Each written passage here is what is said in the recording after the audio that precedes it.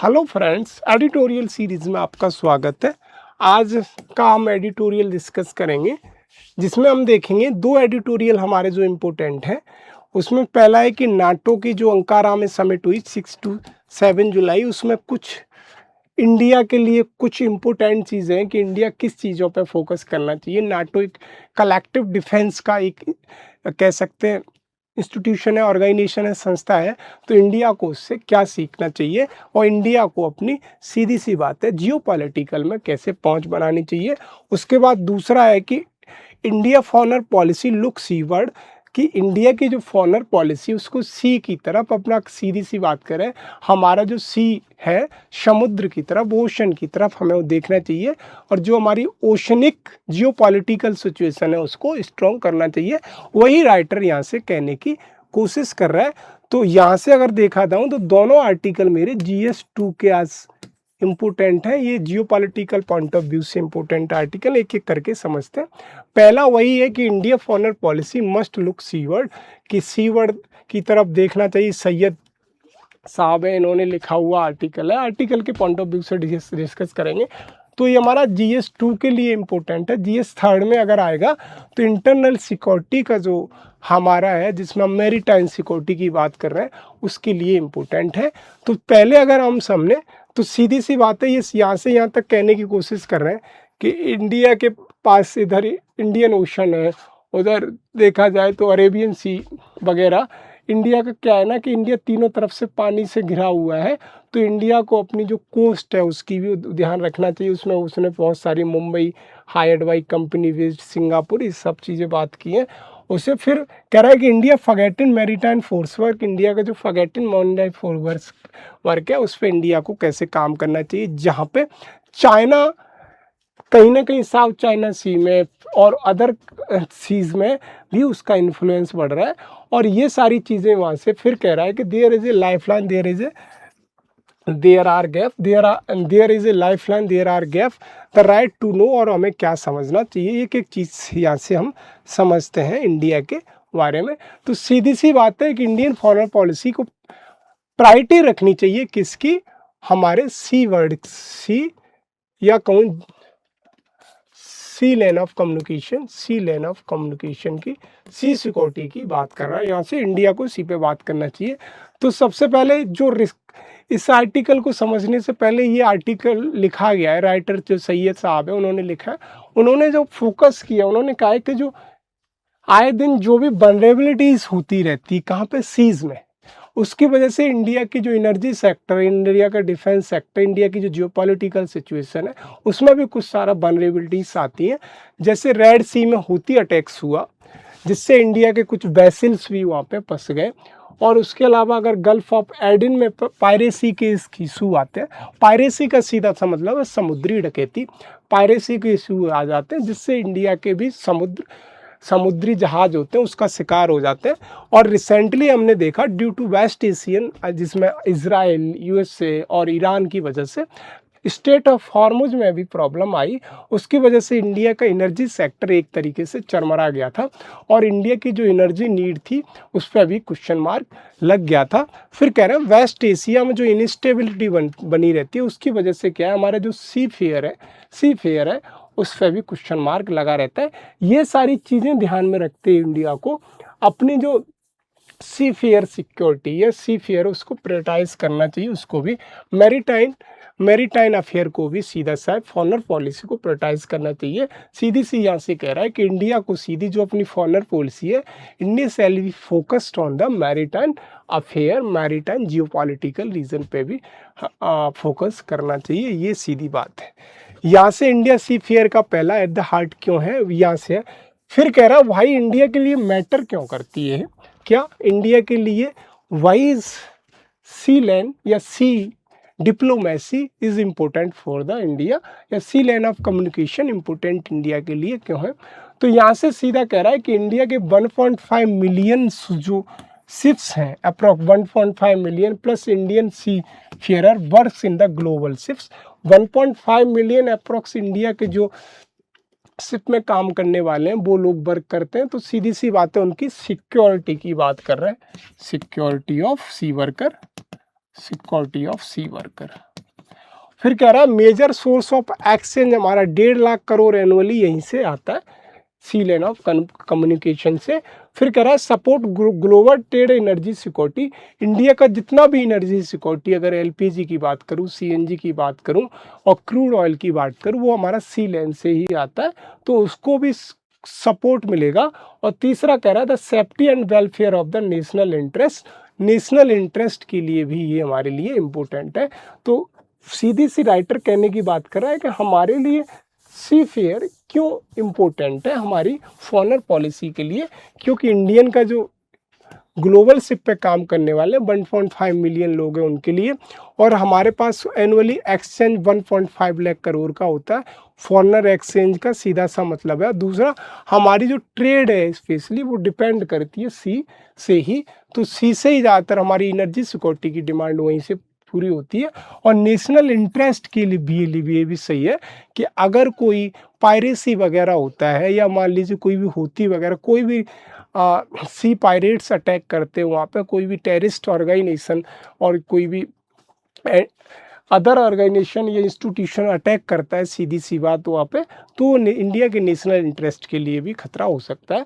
तो इंडिया के national interest के लिए भी इम्पोर्टेंट है। फिर कह रहा है इंडिया को की चैलेंजेस क्या है, तो की चैलेंजेस क्यों है, इंडिया को क्यों नहीं मेंटेन कर पाता है। तो पहला कह रहा है कि कॉन्फ्लिक्ट जोन्स बहुत है, inadequate protection of conflict zones, जैसे यमन और ईरान के रीजन में अगर देखूं होतीस हैं, और अगर अफ्रीकन रीजन में चला जाऊं तो वहाँ पे सी पायरेट्स बहुत हैं, और अगर इधर आ जाऊं मैं स्टेट ऑफ हॉर्मुज में, यहाँ पे भी प्रॉब्लम है। अगर साउथ चाइना सी में जाऊँ, साउथ चाइना सी की तरफ जाऊँ तो चाइना वहाँ पे अपनी पकड़ बनाए हुए, तो यहाँ पे कॉन्फ्लिक्ट जोन बहुत है। और इंडिया के जो लिमिटेड इंगेजमेंट है सी फेयर्स में, वो लिमिटेड इंगेजमेंट है इंडिया की, ये भी एक बड़ा इशू है। फिर कह रहा है lack of real time information, जो इंडिया के पास lack of real time crisis है, रेस्पॉन्स देने का क्राइसिस है, वो भी बहुत ज़्यादा है, उसकी वजह से ये सारी प्रॉब्लम आ रही हैं। और कह रहे हैं need of stronger global maritime cooperation, और इंडिया का नीड सबसे बड़ा क्या है कि किसी कंट्री के साथ उतनी ज़्यादा स्ट्रॉन्गर मैरीटाइम कॉरपोरेशन नहीं है। तो ये सारे चैलेंजेस हैं। पहला क्या कि हमारे पास कॉन्फ्लिक्टिक जोन बहुत है, किसमें, सी फेयर्स में, इधर देखो होतीस का हो गया, उधर चाइना का हो गया, और जो चाइना की state of string of pulse policies है, उससे अगर देखा जाए तो इंडिया की जो कॉन्फ्लिक्ट जोन बहुत हैं, तो वहाँ पे एक better relation, better diplomatic relation maintain करना भी एक चैलेंजेस है।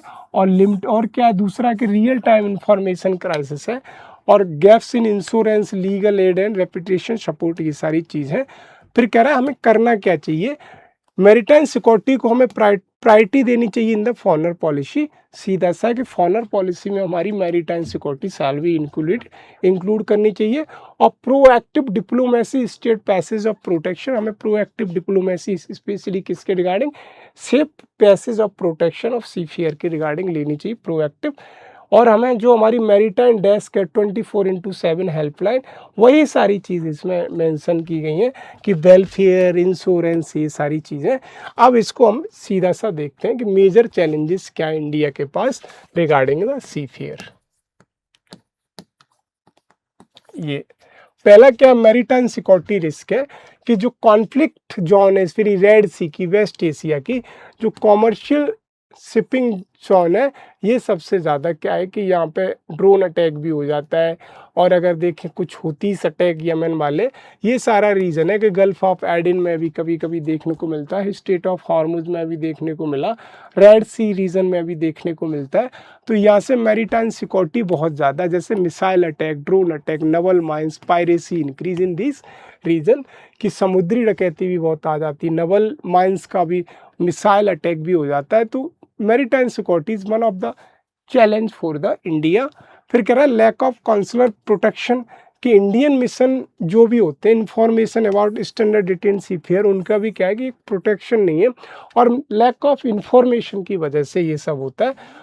Rescue of repatriation mechanism remain weak, हमारी जो रेस्क्यू की जो ऑपरेशन है, रेस्क्यू जो हमारी कहते हैं रेस्क्यू मैकेनिज्म है, वो भी हमारी बहुत वीक है।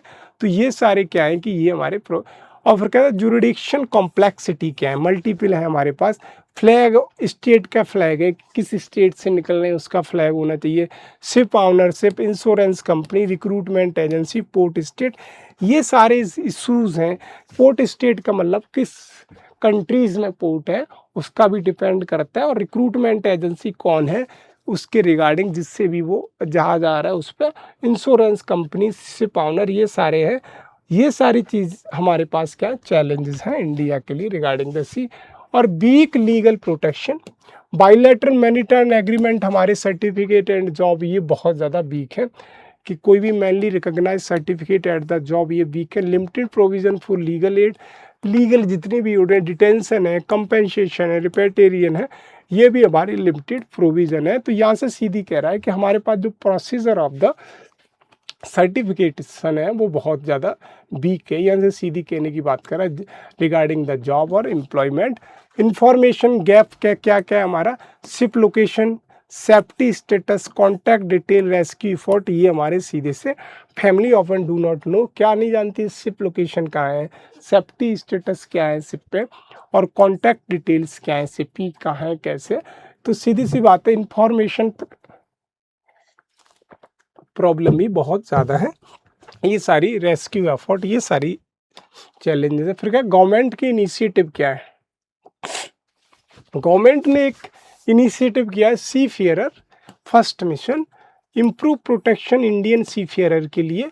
Diplomat digital dashboard of the vessel tracking, vessel को ट्रैक करना है कि कहाँ पे हमारा, in which area vessel, in which area vessel है हमारा, किस एरिया में वेसल है। और रियल टाइम मॉनिटरिंग सिस्टम कि रियल टाइम पे हम मॉनिटर कर पाएँ कि हमारा वेसल किस एरिया में है।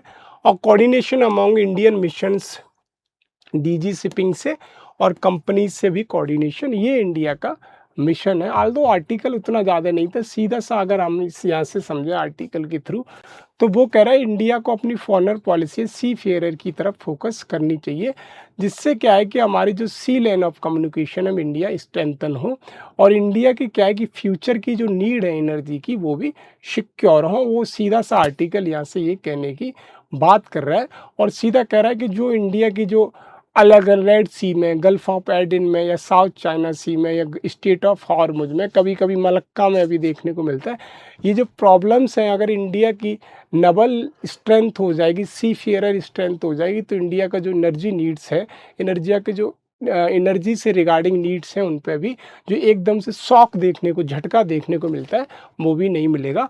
बाकी सब चीज़ें हमने डिस्कस कर ली। वही इसमें क्या आ गया, वे फॉरवर्ड क्या होना चाहिए। तो वे फॉरवर्ड है ये मैरीटाइम डिप्लोमेसी को स्ट्रॉन्ग करना चाहिए with the others country, specially अगर ईरान के साथ मैं कर सकता हूँ, यमन के साथ कर सकता हूँ, फिलीपींस के साथ उधर कर सकता हूँ, साउथ चाइना सी में।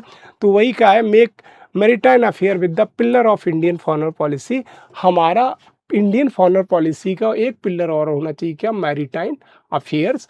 ये पहला कह रहा है। फिर कह रहा है कि enhancing consular support of major port, जो मेजर पोर्ट है इन पर काउंसलर्स जितने भी बैठे, एम्बेसी काउंसलर, उनकी प्रेजेंस में क्या है मुझे सपोर्ट सिस्टम मैरीटाइम हब बनाने चाहिए। फिर कह रहा है कि negotiate stronger bilateral agreement with the other countries, जैसे इससे क्या होगा, लीगल असिस्टेंस मुझे मिलेगी, और कंपेंसेशन और डिटेंसेशन प्रोसीजर भी मेरा सही होगा।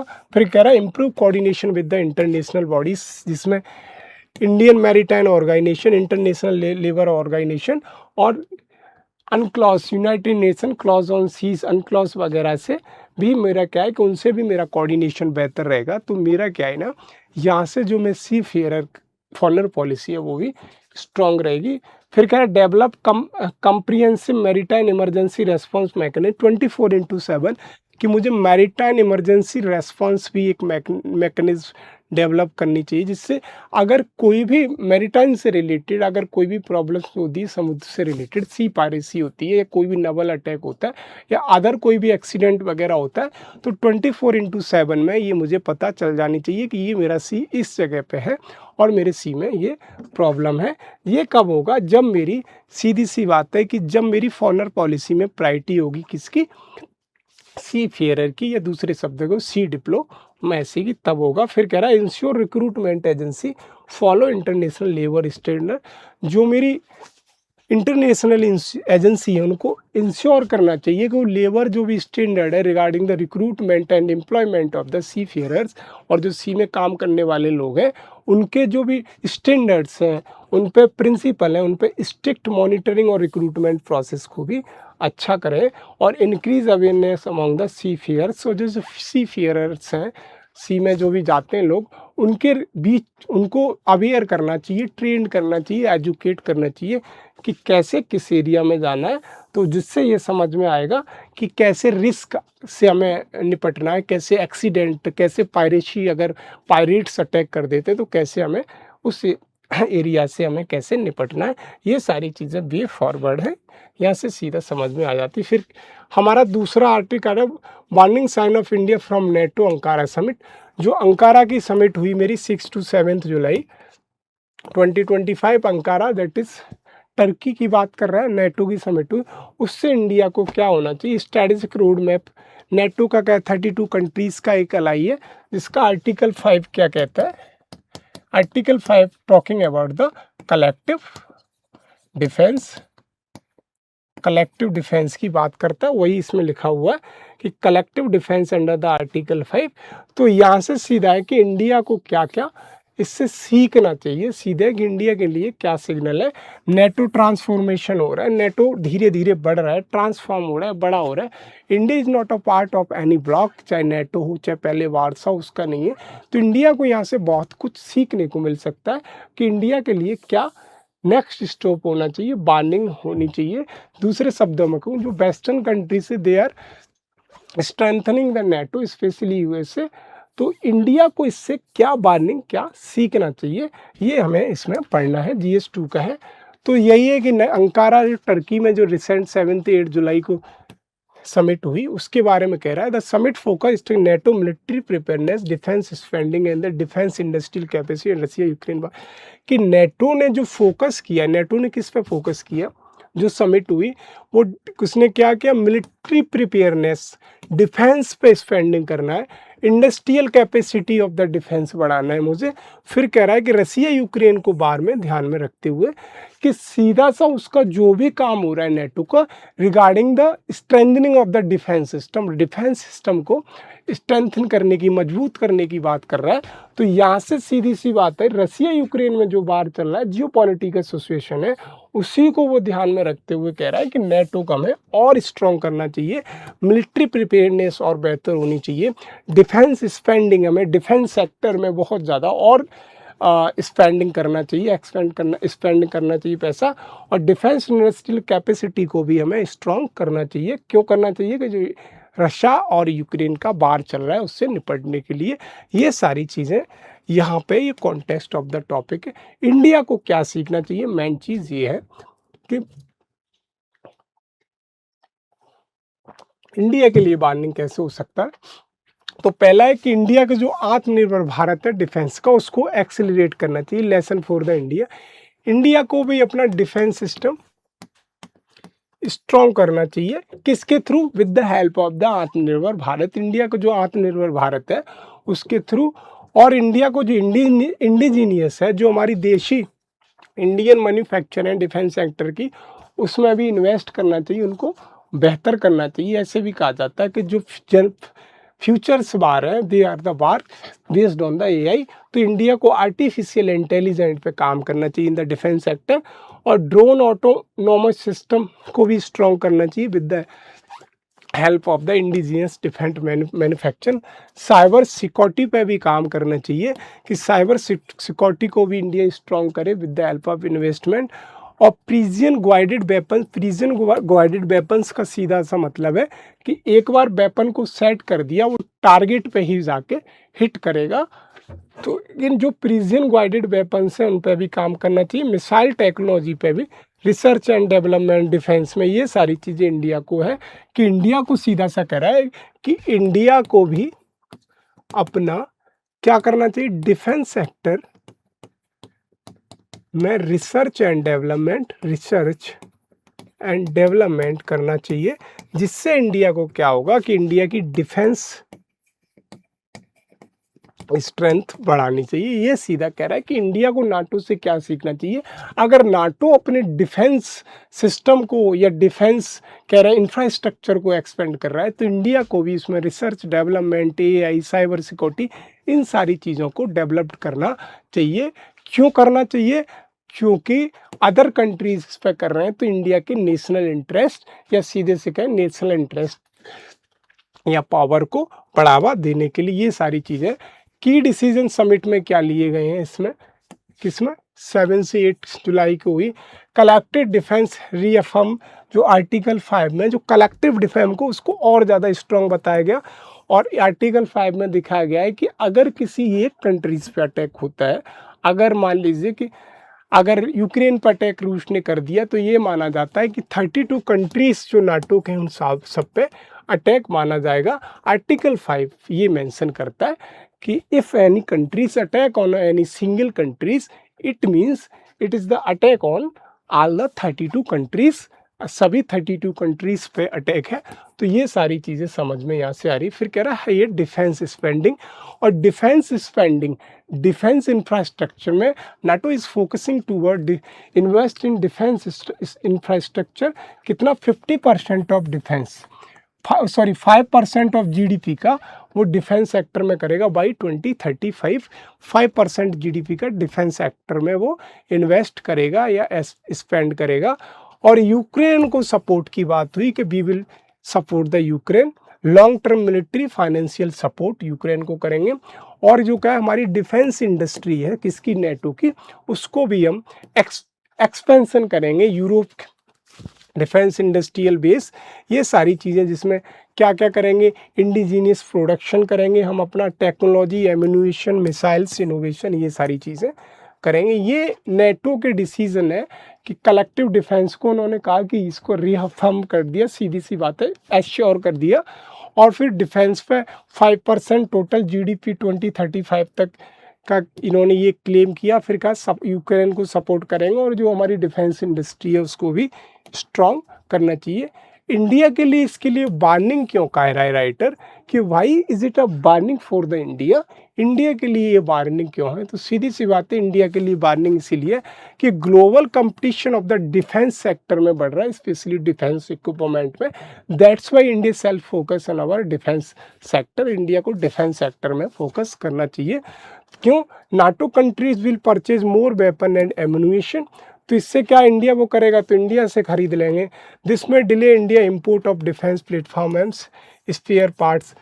दोनों बातें हैं, अगर इंडिया यूएसए से ले रहा है या किसी भी नाटो कंट्रीज से ले रहा है, तो वो पहले अपने लिए काम करेगा, अपने कंट्रीज को देगा, तब इंडिया को देगा। तो इससे क्या इंडिया के जो डिफेंस इक्विपमेंट्स हैं, डिफेंस के जितने भी हम सीधे कहें जो डिफेंस के प्लेटफॉर्म स्पेयर पार्ट है, उनमें भी डिले देखने को मिलेगी। दूसरा ये है कि इंडिया अगर ज़्यादा आर्म एंड एम्यूनेशन बनाएगा तो इंडिया क्या एक्सपोर्ट भी कर सकता है।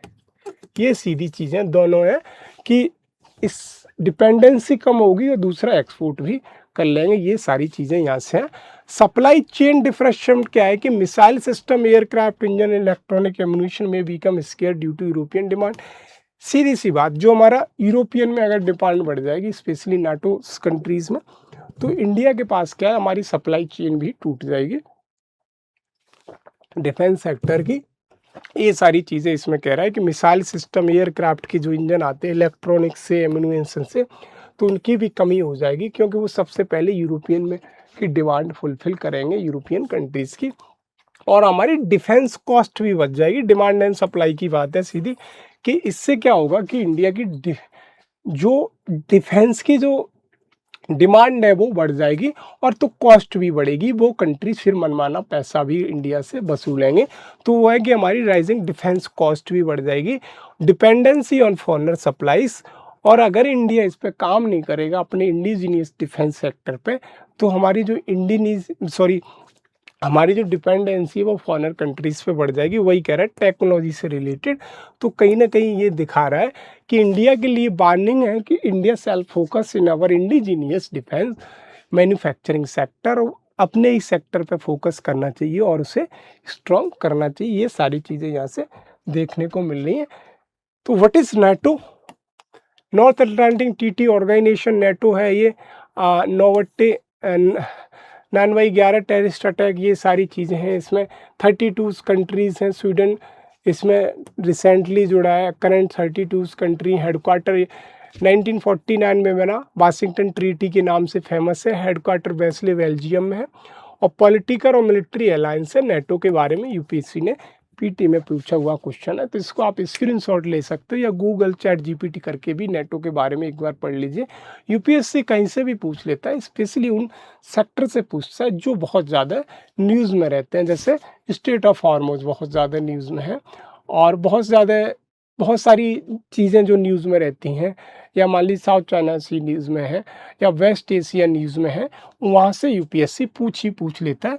तो इसके सारे मेंबर, इनिशियली इसमें 12 मेंबर थे फाउंडिंग मेंबर, और आज तक इसमें 32 मेंबर हैं।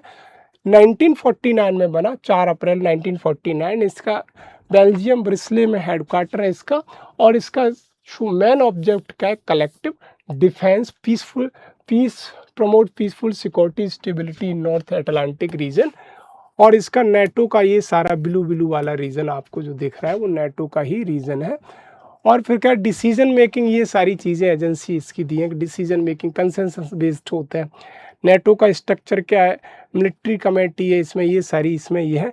NATO and India is not a member of the NATO, ये चीज़ याद रखनी है कि इंडिया नेटो का मेंबर नहीं है, लेकिन इंडिया नेटो के साथ कॉपरेट करता है किसमें, maritime security, counter terrorism, cyber security, defence technology for their national interest. अपने नेशनल इंटरेस्ट के लिए इंडिया कॉपरेट करता है, सीधी सी बात यहाँ से ये समझ में आ रही है।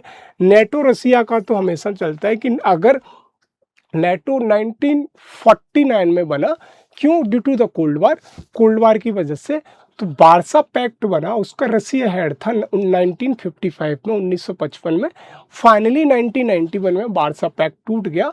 तो सीधी सी बात है, नेटो अभी तक है, वार्सा अभी नहीं है। वार्सा पैक्ट जो रूस ने बनाया वो कोल्ड वार इरा के टाइम की बात है, धीरे धीरे।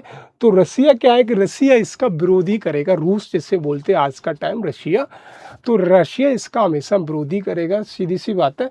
रसिया भी कह रहा है कि नेटो का जो ईस्टवर्ड एक्सटेंशन है वो कहीं ना कहीं हमारे नेशनल इंटरेस्ट पे क्वेश्चन मार्क कराता है।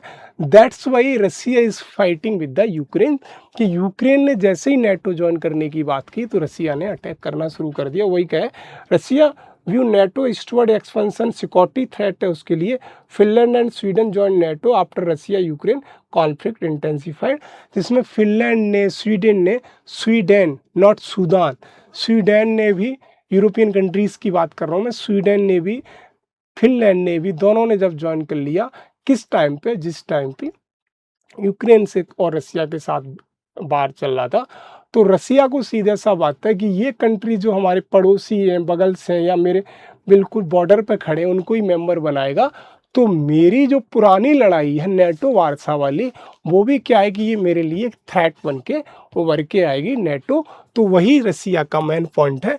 नेटो समिट अंकारा क्या है कि इसमें क्या हुआ, 3 चीज़ें, 4 से 5 चीज़ें। पहला, आर्टिकल 5 पे बहुत ज़्यादा जोड़ गया, दैट इज कलेक्टिव सिक्योरिटी, कि अगर एक कंट्रीज़ पे अटैक किया तो सारे कंट्रीज़ पे अटैक माना जाएगा और सारे कंट्रीज़ मिलके अटैक करेंगे। दूसरा ये कह रहा है कि 2035 तक 5% ऑफ द टोटल जीडीपी हम उस पर खर्च करेंगे, किस पर, डिफेंस सेक्टर पर, डिफेंस रिसर्च इनोवेशन में खर्च करेगा। और यही है कि हमारे जो यूरोपियन कंट्रीज़ हैं, यूरोपियन डिफेंस इंडस्ट्रियल बेस बनाएंगे। हमारा जो यूरोपियन कंट्रीज़ में सीधा है कि यूरोप में जो हमारा डिफेंस इंडस्ट्रियल इंफ्रास्ट्रक्चर है या बेस है उसको स्ट्रेंथन करेंगे। और military preparedness innovation defence sector पर उसका फोकस है, इसमें हम रिसर्च करेंगे और इसको और स्ट्रेंथन करेंगे। ये सारी चीज़ें इसमें हैं। ये यूपीएससी में पूछे गए सवाल हैं। नेटो यूनाइटेड नेशन यूपीएससी, ये वाला यूपीएससी PYQ है। नेटो हेडक्वार्टर लोकेटेड ब्रिस्ले में, यूपीएससी का तो नहीं है, इनमें से कोई 5 ये सीधे से बन गए हैं। तो ये हमारा नेटो से रिलेटेड था। एक क्वेश्चन है GS2 का, how do recent development in NATO strategic transformation influence India defence preparedness and need of the defence self reliance discuss. तो सबसे पहले आपको नेटो को बता देना है, फिर बताना है नेटो के बाद कि कैसे नेटो की वजह से इंडिया की डिफेंस की प्रिपेयर्डनेस स्ट्रांग हो सकती है, वही पूछ रहा है। Transfer influence the India defence prepaid need of the defence self reliance बना सकता है। इसको लिखने की कोशिश करिए। मिलते हैं अगली वीडियो में। धन्यवाद।